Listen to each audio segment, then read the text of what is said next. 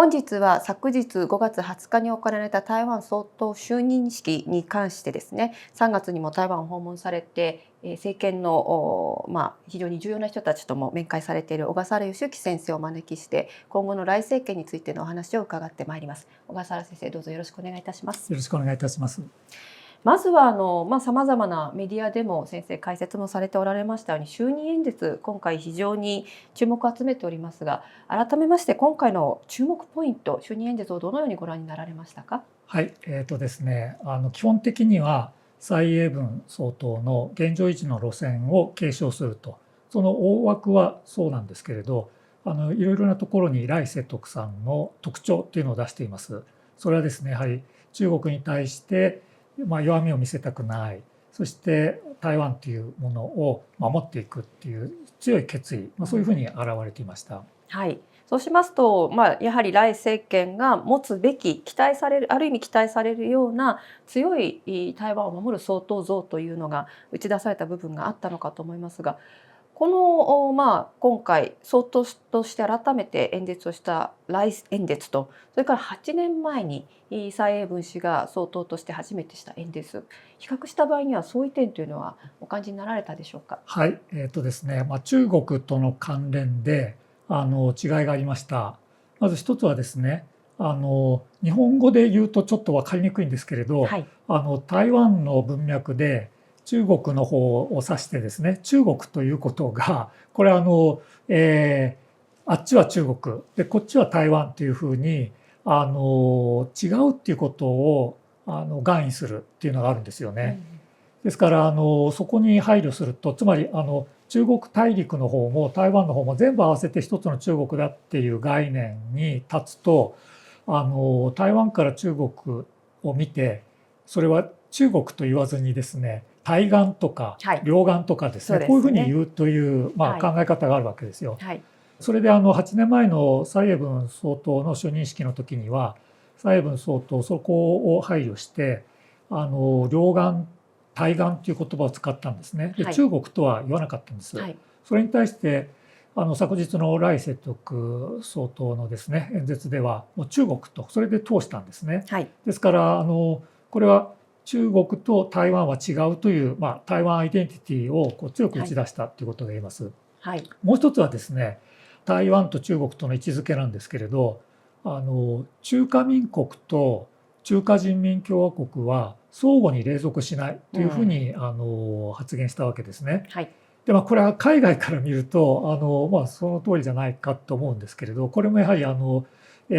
台湾の中あるいは中台関係っていう文脈で見ると踏み込んだ発言ということになります。で辿っていきますと李登輝さんの時代に二国論というのを発表したわけですよね。それを受け継いでいると。でやはりあっちは中華人民共和国でこっちは中華民国っていうと、これ中国からするとですね、もう分離主義なのか、あるいは中華民国をですね独立国家と扱ってけしからんと、こういうふうにここは中国結構刺激される中国が神経質になる点なんですけれど、8年前は蔡英文総統はそういうふうには就任演説では言わなかった。でも頼清徳さんは昨日それを使ってきたというところで2人の演説に違いというものが見えました。非常に興味深いところとしては、やはり独立っていう言葉を使わないっていう言葉遣いの気をつけている部分っていうのはもうある意味当たり前の部分であって、中国を不必要に刺激をしないと。ただし自分のある種のオリジナリティをどこに出すのかといった時には、我々学者であっても中国と台湾の話をする時には中台関係っていう言葉を避けますよね。両岸関係というような言葉遣いを意識的に使う時があるということがありますように、中国にとっても中国と台湾っていう位置づけそのもの、中華人民共和国と中華民国という位置づけそのものがここに入ってるっていう、そこに着目点があるということになりますね。でこれについて、中国としてはですね、反発しているわけですけれど、ただですね指摘しておきたいのは、この、台湾の方は中華民国であちらの中国大陸の方は中華人民共和国だという見方は台湾の一般の人たちにとってこれ常識化している話なんですよね。で実際に世論調査でもそういうデータが出ています。先月に出た最新の世論調査で見ますと、この両岸のことはですね、2つの別の国家というふうに見ている人が、実にですね 76.1% と非常に多いんですよ。はい、それで中国が主張している、両岸は一つの中国だという見方に賛同している人っていうのは 9.7% しかいないんですね。はい、ですからこれもう台湾の人たちの意識っていうのは、やはり台湾と中国別だという見方、これが広がっていると。ですから頼清徳総統がですね、それを演説で取り上げたっていうことを指して、中国がですねそこにいきり立っても、そういう経緯からするとそうなるんだろうと思いますけれど、その前にですね台湾の世論の現実、そこを直視すべきだというふうに思います。はい。台湾の中での、台湾アイデンティティと呼ばれる自分たちの歴史を考えたり、自分たちの国際社会上の位置づけを考えたりする動きというのは世代を追うごとに強まっていくとも言われておりますけれども、今回のでは頼政権の登場というのを台湾の人たちはおおむね歓迎していると見てよろしいんでしょうか。はい、ですね、これは1月の投票結果から分かるように、台湾の有権者、やはりその辺は考え方が割れています。与党の支持者からするともう頼清徳さんに大変期待をかけると、はい、一方野党の方は冷ややかであったり、あるいは反発を見せたりという状況です。はい、でも他方でその野党と与党の揉め合いって日本でも報道されているような立法院、日本で国会にあたる部分での乱闘騒ぎになって病院に運ばれる人も出るような大騒ぎになっておりますけれども、こういった状況、台湾の方たちからするとある種憂うべき部分でもあると思いますし、あるいはこれがあるとちょっと民進党大丈夫なのって心配になる部分でもあると思うんですけれども、この立法院に対する、ある種頼政権の課題ですね、この辺はどのようにご覧になっておられますか。はい、1月の選挙の結果、総統は民進党がですね3期連続で当選すると。しかし議会の立法院の方はですね民進党過半数割れということは、有権者がですね特に中間派の有権者ですけれど、民進党政権も8年続いていると。でこれが12年、行政も立法院も民進党が握り続けるっていうのは台湾の民主主義にとって望ましくないっていう考え方があったんですね。はい、しかし一方で、何でもいいから政権交代っていうわけにもいかないところがあって、対中政策ですとか、あるいは対米関係とかいろんなことを考えて蔡英文政権の継承を掲げた頼清徳さんが相対的多数の支持を得たっていう状況なんですよね。で議会の方で結局3つの政党がいずれも過半数に達しないっていう状況を、これは台湾の有権者がある意味台湾の政党にですね宿題っていう形でこの状況でちゃんと話し合いをして台湾政治をうまく引っ張っててくださいという、そういう宿題を与えたと思うんですよ。はい、でところがですね、実際に立法院の方はもう一足早く2月から始まってるんですけれど、これは台湾のだけの問題じゃなくてどの国もそうだと思うんですけれど、やはり与野党で権力を分け合うって非常に難しいんですよね。はい、どうしてももう自分の方がってそうなんですよね。そういうことでその、立法院での、審議とか採決とか、やはりお互いの政党の利益丸出しでぶつかり合いが続いてたんですね。はい、それが先週ですね大きな衝突に発展したということで、これは頼清徳政権のこれからの政権への厳しさ、これを占う示すような状況と言えます。はい、その中で例えば今回成立した頼政権の人事を見たときに、その立法院と行政府の難しい駆け引きの中でうまくバランサーとして機能するような人事配置のようなものはできているのでしょうか。どういった点に特徴が今回あると思われますか。はい、内閣を引っ張っていく行政院長、首相のポジションですよね。ここが頼政権の、どの政権にとっても要になるポストなんですよ。はい、でここに頼総統は卓英泰さんっていうですね以前民進党主席も務めたことありますし、その前は立法院もやっていた人物なんでベテランの民進党の政治家です。はい、でその人はですね、私が見たところお会いになったらいらっしゃるんですね。3月に、はい、直接話も聞いてきました。はい、やはり自分の役割っていうものをですね、やはりかなりもう心得ていらっしゃって、はい。やっぱり立法院でこう叩かれる叩かれて、耐えて、そしてきちっとそれでも説明していって、なんとか少数与党の政権を動かしていかなければならないと、その役割を自分が担っているということをすごく自覚されている方だと思います。ですから来清徳さんが比較的目立たない人物でもあるんですよね、その沢さんっていう方は。でも打たれ強いっていうところなどを見て、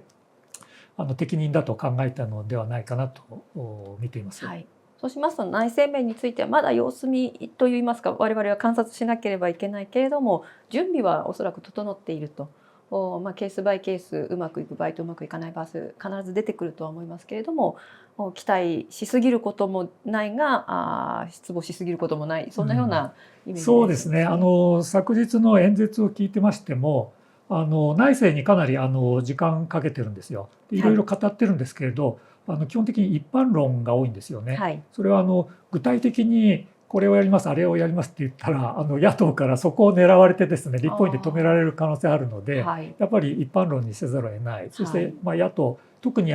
経済関係ですと、野党もむやみに反対を通すっていうわけにもいかないですから、その経済などで野党の話も聞きながら、なんとかそこを突破口にして政権をうまく動かしていきたいって、そういうような配慮っていうか狙いがにじみ出ていた演説だと思います。1月の選挙の時はその民衆党に若年層の票が取られたということに結果現れたように、若年層の困窮状態があるんじゃないかとも指摘されていましたけども、その部分っていうのは課題としては向き合っていく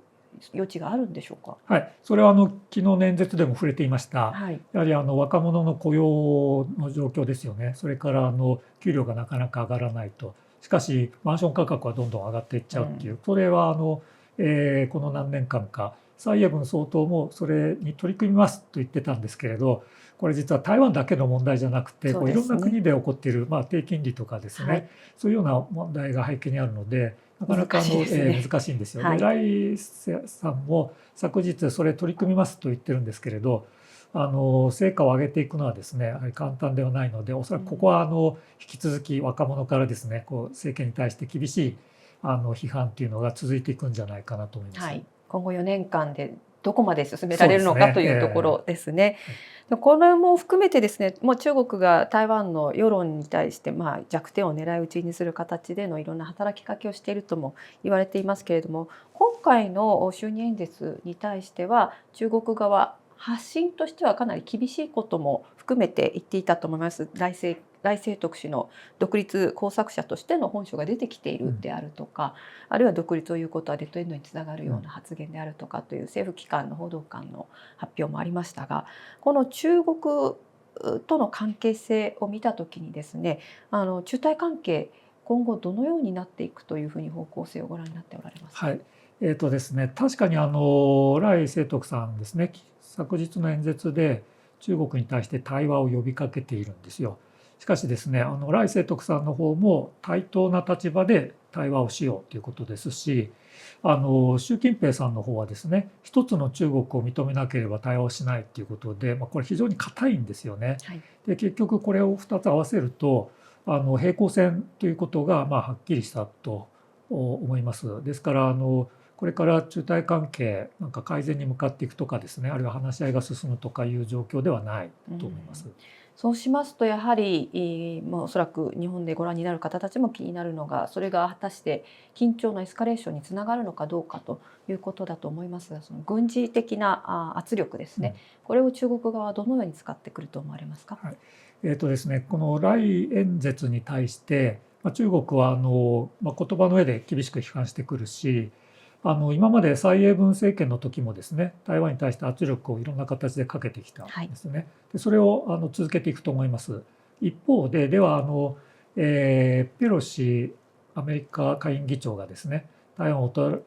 れた後に大規模なかなり激しい軍事行動を起こしたんですけれど、そういうようなことをやってくるのかっていうと、私はですねあまりそちらの方に向かわないのではないかと見ています。その理由としてはどうして？はい、それはですね、実際にそういうことをやってみたんだけれど、なかなか台湾の世論にですね、はい。十分な効果を上げていないということもあります。台湾の人たちは、ある意味平然としているのに、はい。日米の方がすごい中国に対する警戒感を高めた高っていうことめました。なんですよね。日本は特に一つのですターニングポから中国イントでしたね。がちょっと振り返ってみると、はいなんかあれでプラスになったのかどうかっていうのは疑問に思うところもあると思うんですよ。それは96年の総統選挙の時にもそんなそうですね。ことそういうを評ことありまし価してましたたね。ね。はい。でそういうことがあって、中国は台湾に対して引き続き軍事的な圧力弱めることはないです。はい。それは圧力はかけていくんですけれど、はい。そこをエスカレートしてくるかっていうとそうならないと見る理由はまさに1月の選挙結果なんですよね。はい。これで立法院で野党が多数になっていると。はい。で選挙が終わった時点ではこれ中国は、これ中国にとって悪くないなと思いましたけれど、どの程度有利になるのかっていうのはまだ分からなかったと思うんですね。それが2月から立法院の方は一足先に新しい会期が始まって、大体3ヶ月近く経ちました。そうするとですね、これ中国からすると、議会で野党が多数になったっていうことがこれかなり使えるっていう状況が見えてきたんですよ。はい、で野党を使う形で与党をいろいろな形で追い込んでいく、はい、そして台湾政治を揺さぶる、こういうふうにして4年後にですね民進党政権を下野させて、政権交代を起こさせると。中国は今そこに力を入れてきていると思うんですよね。はい、そうするとですね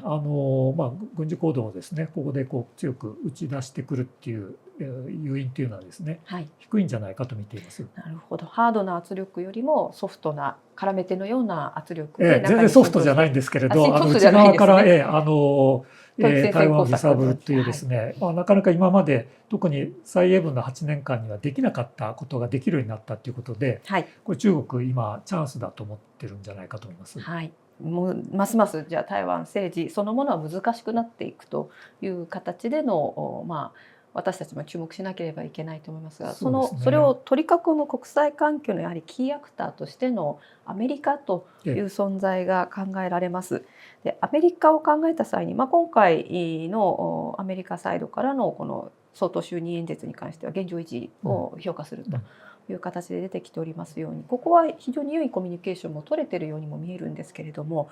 来政権においての対外関係、対米関係どのように進むとお考えになられますか？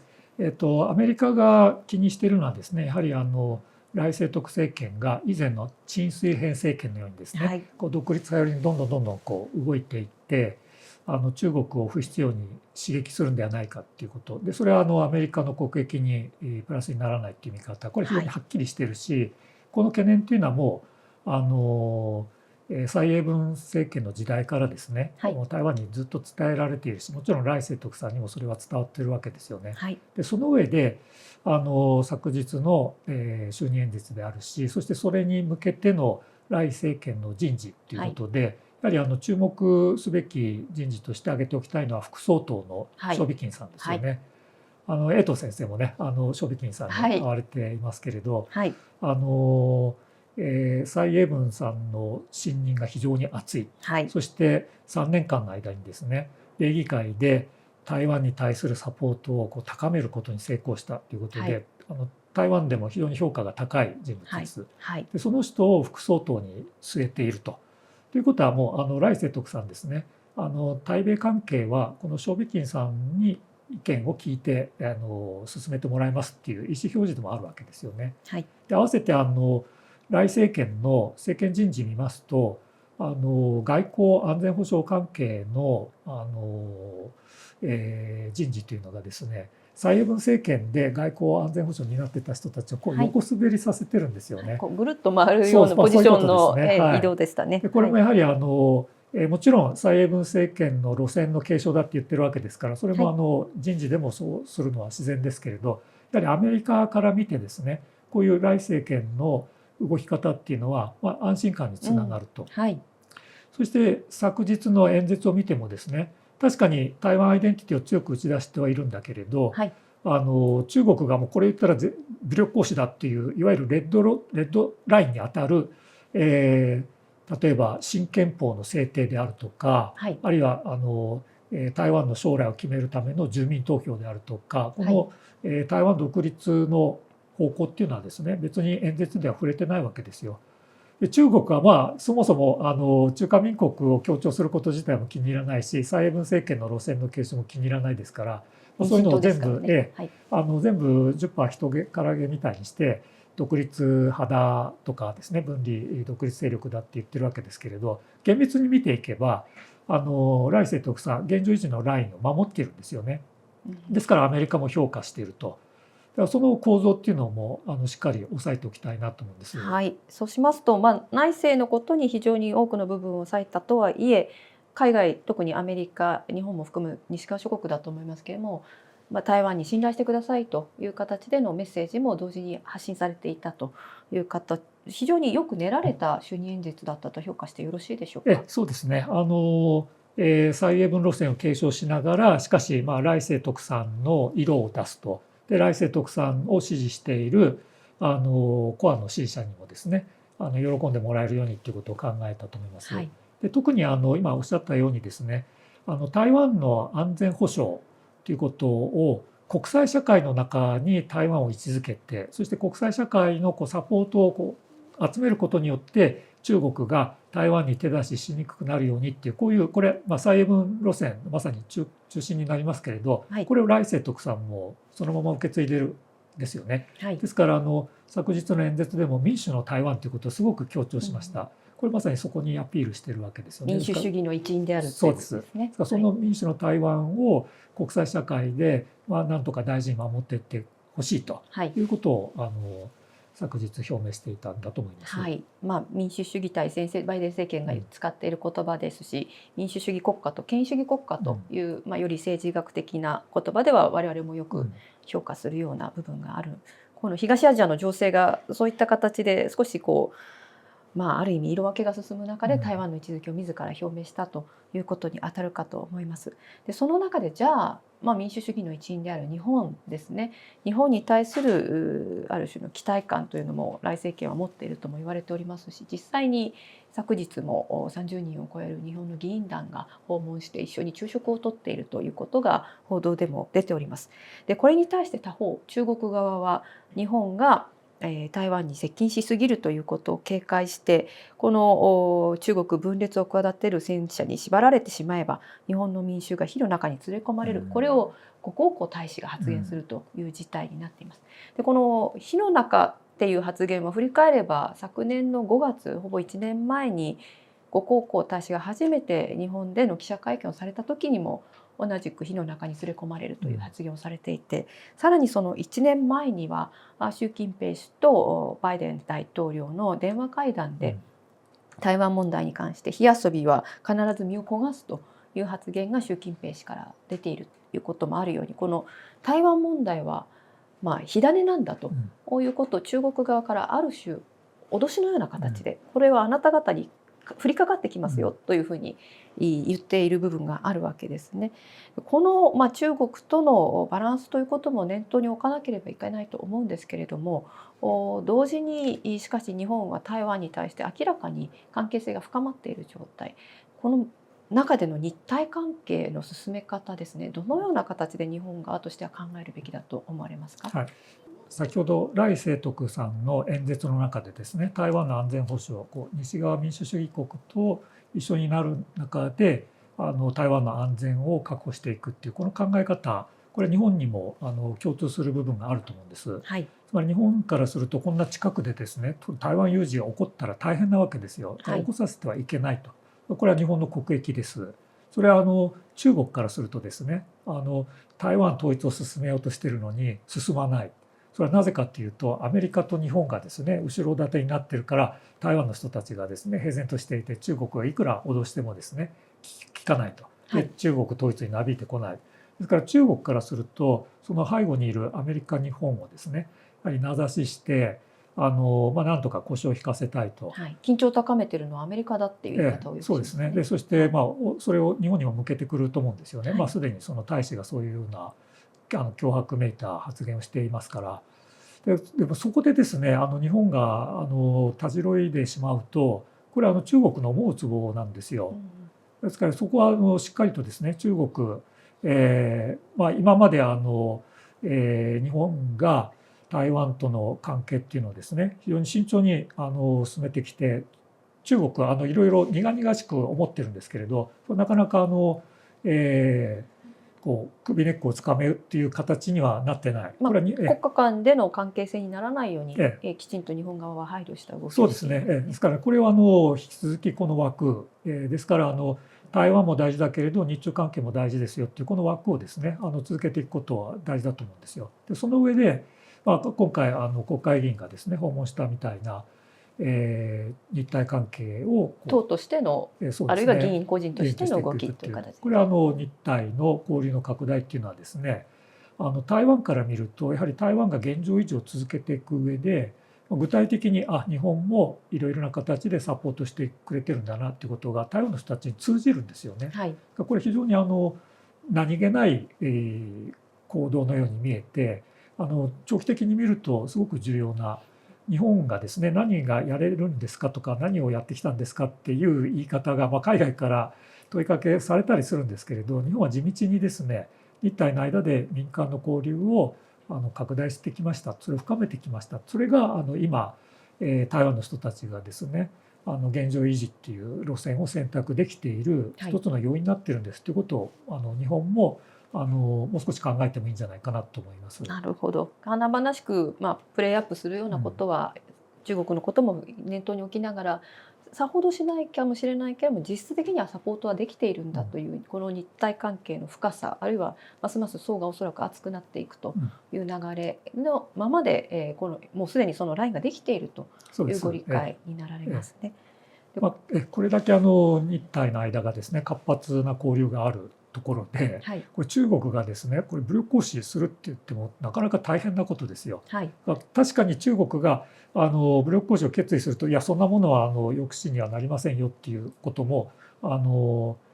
それはその通りだと思いますけれど、そこに至るまでっていうのはですね中国もやはりいろんな情報を収集します。日本の世論がどうなるかとかですねいろんなことを総合的に判断せざるを得ないので、その中で日本の中で台湾有事は起こさせないっていう強い決意が広がっているっていうこと、それから日本と台湾の間ですごく密接なですね民間レベルの活動が活発であるっていうこと、これは中国にとってはやりにくくする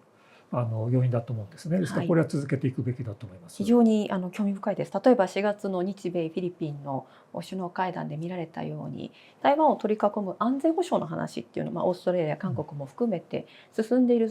と言われますけれども、そういったハードな取り組みだけではなくてやはりその社会同士の関係性、前回もお話にあったかもしれませんし、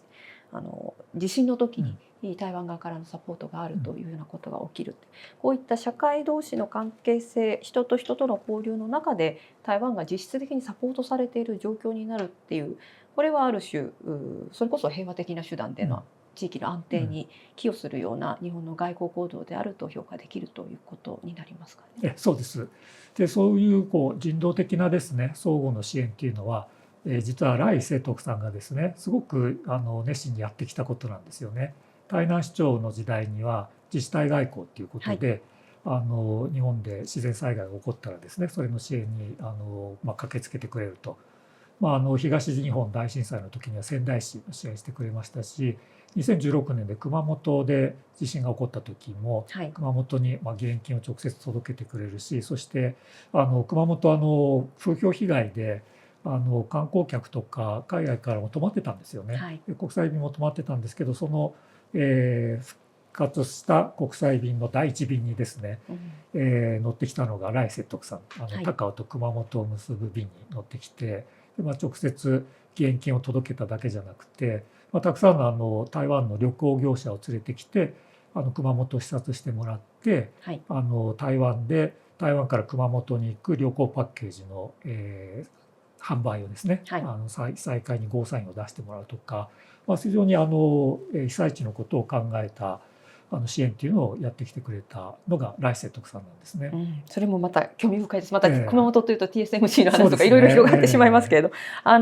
全体としてはやはり前半のお話にあったように中国としては軍事的圧力を積極的にかけに行くような状況にはないと。で他方でそれに対する備えというのは安全保障なので、やはり日本もアメリカとの関係性、同盟の関係の中で備えはしつつ、しかしこれから進めていっているのはその日台の人的交流も含めた地域の安定を模索する動きである、非常に全体として流動的な部分がありますので、過剰な期待はできないんですけれども、ある種の均衡を見出すことができるかもしれないっていう結果に今5月の総統就任を経て、